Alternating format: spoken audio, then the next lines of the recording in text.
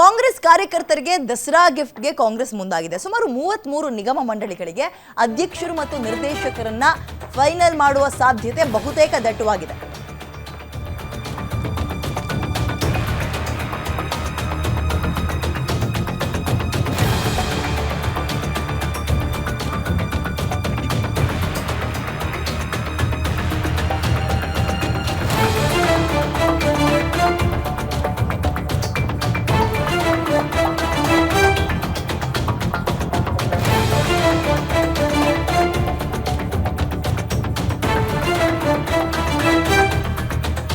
ಸುಮಾರು 33 ನಿಗಮ ಮಂಡಳಿಗಳಿಗೆ ಅಧ್ಯಕ್ಷರು ಮತ್ತು ನಿರ್ದೇಶಕರು ಫೈನಲ್ ಆಗಿದ್ದಾರೆ ಅನ್ನೋ ಮಾಹಿತಿ ಸಿಗ್ತಾ ಇದೆ.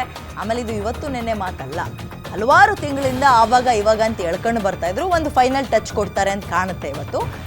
ಅಂದ್ರೆ ಈಗ 2 ತಿಂಗಳ ಹಿಂದೆಯೇ ಖರ್ಗೆ ಮತ್ತು ರಾಹುಲ್ ಅವ್ರನ್ನ ಈ ಪಟ್ಟಿ ತಲುಪಿತ್ತು. ಈಗ ಸಿಎಂ ಸಿದ್ದರಾಮಯ್ಯ ಅವರ ಕೈಗೂ ಕೂಡ ಈ ಪಟ್ಟಿ ಹೋಗಿದೆ.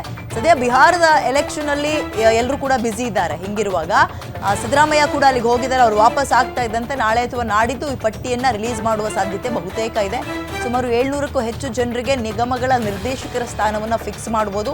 ಯಾರ ಪರ ಅಂದ್ರೆ ಯಾವ್ಯಾವ ಸೈಡ್ ನಾಯಕರು ಅಥವಾ ಈ ಬೆಂಬಲಿಗರು ಎಷ್ಟೆಷ್ಟು ಜನ ಇದ್ದಾರೆ ಅನ್ನುವಂಥದ್ದು ಬಹಳ ಕುತೂಹಲ ಮೂಡಿಸ್ತಾ ಇದೆ. ವೇಣುಗೋಪಾಲ್ ಅವ್ರ ಕಡೆಯಿಂದ ಪಟ್ಟಿ ಈಗ ಖರ್ಗೆ ಅವ್ರ ಕೈಗೆ ಸೇರಿದೆ ಅನ್ನುವಂತಹ ಮಾಹಿತಿ ಇದೆ.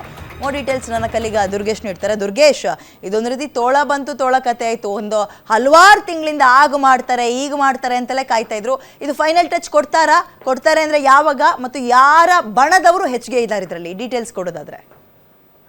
ಎಸ್ ವಿದ್ಯಾ, ಏನು ಹಲವು ದಿನಗಳಿಂದ ಕಾಂಗ್ರೆಸ್ ಕಾರ್ಯಕರ್ತರು ಬಹಳ ಕಾತರದಿಂದ ಕಾಯ್ತಿರುವಂತ ಒಂದು ವಿಚಾರ ಅಂದ್ರೆ ನಿಗಮ ಮಂಡಳಿಗಳ ಅಧ್ಯಕ್ಷ ಸ್ಥಾನ. ಸಾಕಷ್ಟು ಪಕ್ಷ ಸಂಘಟನೆ ವಿಚಾರದಲ್ಲಿ ಪಕ್ಷವನ್ನ ಕಟ್ಟುವಲ್ಲಿ ಸಾಕಷ್ಟು ಕೆಲಸ ಮಾಡಿದವರಿಗೆ ಕಡೆಗಣನೆ ಆಗ್ತಿಲ್ಲ ಅನ್ನುವಂತ ಅಸಮಾಧಾನ ಆಕ್ರೋಶ ಇತ್ತು. ಇದೀಗ ಏನು ಬಿಹಾರದ ಪಾಟ್ನಾದಲ್ಲಿ ನಡೀತಿರುವಂತಹ ಕಾರ್ಯಕಾರಿಣಿಯ ಸಭೆಯ ಬಳಿಕ ಈ ಒಂದು ಕಾರ್ಯಕರ್ತರಿಗೆ ಗುಡ್ ನ್ಯೂಸ್ ಸಿಗುವಂತ ಸಾಧ್ಯತೆ ಹೆಚ್ಚಾಗಿರುವಂತದ್ದು.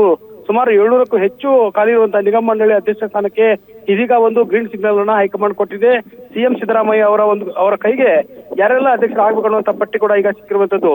ಏನು ದಸರಾ ಗಿಫ್ಟ್ ಅಂತಾನೆ ಈ ಒಂದು ಏನು ನಿಗಮ ಮಂಡಳಿ ಅಧ್ಯಕ್ಷ ಸ್ಥಾನವನ್ನ ಕೊಡುವುದನ್ನ ಹೇಳಲಾಗ್ತಾ ಇದೆ. ಪ್ರಮುಖವಾಗಿ ಏನು ಕಳೆದ ಹಲವಾರು ವರ್ಷಗಳಿಂದ ನಿಗಮ ಮಂಡಳಿಗಳ ಅಧ್ಯಕ್ಷ ಸ್ಥಾನ ಬಹಳ ದಿನಗಳಿಂದ ಬಾಕಿ ಇತ್ತು. ಇದೀಗ CWC ಮೀಟಿಂಗ್ ನಲ್ಲೂ ಕೂಡ ಈ ವಿಚಾರ ಒಂದಿಷ್ಟು ಚರ್ಚೆ ಆಗಿರುವಂತದ್ದು. ಮಲ್ಲಿಕಾರ್ಜುನ್ ಖರ್ಗೆ ಅವರಿಗೆ ಸಿಎಂ ಸಿದ್ದರಾಮಯ್ಯ, DK ಶಿವಕುಮಾರ್ ಅವರು ಒಂದಿಷ್ಟು ಜನರ ಪಟ್ಟಿಯನ್ನ ನೀಡಿರುವಂತದ್ದು. ಮಲ್ಲಿಕಾರ್ಜುನ್ ಖರ್ಗೆ ಅವರ ಆಪ್ತ ವಲಯದಲ್ಲಿ ಗುರುತಿಸಿಕೊಂಡಿರುವಂತದ್ದು, DK ಶಿವಕುಮಾರ್ ಅವರ ಆಪ್ತ ವಲಯದಲ್ಲಿ ಗುರುತಿಸಿಕೊಂಡಿರುವಂತದ್ದು, ಸಿಎಂ ಸಿದ್ದರಾಮಯ್ಯ ಅವರ ಜೊತೆಗೆ ಗುರುತಿಸಿಕೊಂಡಿರುವಂತದ್ದು. ಒಂದಿಷ್ಟು ಜನರು ಕೆಪಿಸಿಸಿಯ ಕಚೇರಿಯಲ್ಲಿ ಕೆಲಸ ಮಾಡುತ್ತಿರುವಂತಹ ಏನು ಕಾಂಗ್ರೆಸ್ ಕಾರ್ಯಕರ್ತರಿದ್ದಾರೆ, ಅವರಿಗೆಲ್ಲರಿಗೂ ಕೂಡ ಒಂದು ಗುಡ್ ನ್ಯೂಸ್ ಸಿಗುವಂತ ಸಾಧ್ಯತೆ ಹೆಚ್ಚಾಗಿರುವಂತದ್ದು.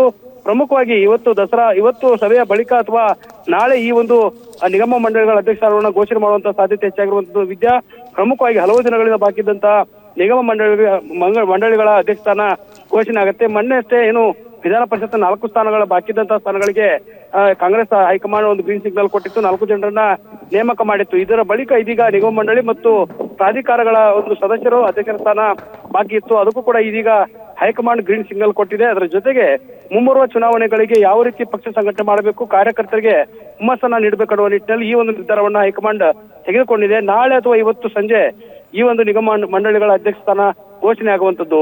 ವಿದ್ಯಾ, ಧನ್ಯವಾದ ದುರ್ಗೇಶ್ ಡೀಟೇಲ್ಸ್ಗೆ.